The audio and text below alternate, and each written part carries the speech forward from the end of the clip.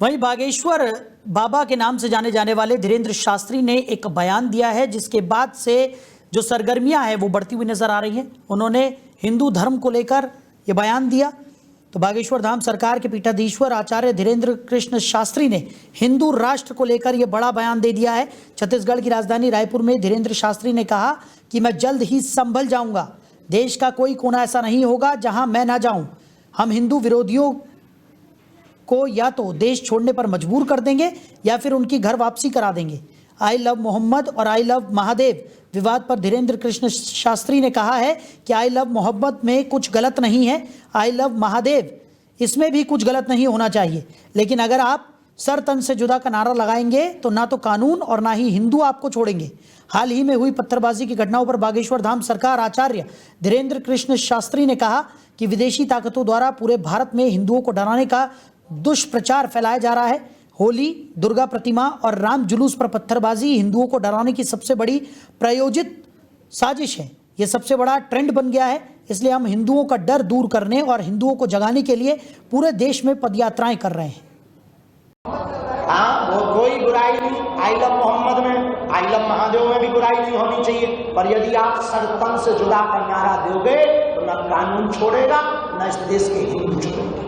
वो कोई बुराई नहीं, आई लव मोहम्मद में, आई लव महादेव में भी बुराई नहीं होनी चाहिए। पर यदि आप तो खबर पर ज़्यादा जानकारी के साथ हमारे सहयोगी सुमित श्रीवास्तव हमारे साथ जुड़ गए हैं। सुमित, बरेली में जिस तरीके की स्थिति बनी हुई है, प्रशासन लगातार एक और कार्रवाई करता हुआ दिखाई पड़ रहा है और जिन जिन लोगों का नाम बरेली हिंसा में निकलकर सामने आया उनके खिलाफ ताबड़तोड़ जो कुर्की एक्शन है प्रशासन का वो भी यहाँ पर देखने को मिल रहा है। दूसरी तरफ धीरेन्द्र शास्त्री की बात करें तो उन्होंने एक बड़ा बयान यहाँ पर दिया है। उन्होंने साफ तौर पर कहा कि वो जल्द ही संभल पहुँचेंगे और आई लव मोहम्मद हो या आई लव महादेव, इन दोनों ही चीज़ों में किसी तरह की कोई दिक्कत नहीं होनी चाहिए।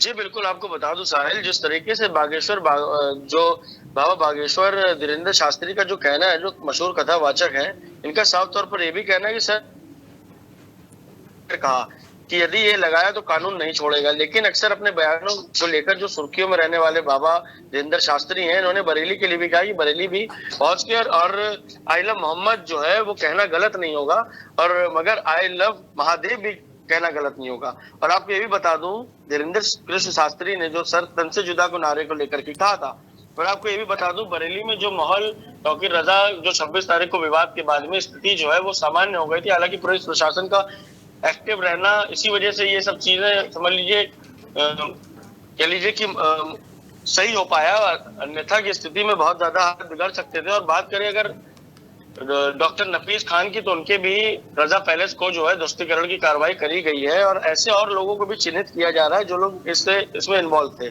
इन मामलों में। और आपको ये भी बता दूं, इन दिनों जो है धीरेन्द्र कृष्ण शास्त्री जो है इन दिनों छत्तीसगढ़ की राजधानी रायपुर में है। ये वहां पे जो है 4 अक्टूबर से श्री हनुमान कथा सुना रहे हैं और उन्होंने पत्रकारों से बात करते हुए कई सवालों के जवाब अपने अंदाज में दिए हैं।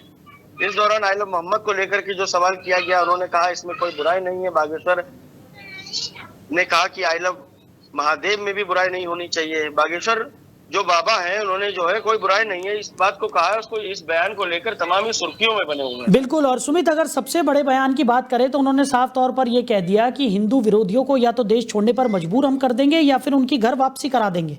और अपने बयान को लेकर, और ये पहली बार नहीं है क्योंकि हमने इससे पहले भी देखा है कि हिंदू राष्ट्र निर्माण को लेकर धीरेन्द्र शास्त्री कई जगहों पर मुखर रहे हैं और उन्होंने अलग अलग मंचों से इस तरीके का बयान दिया है।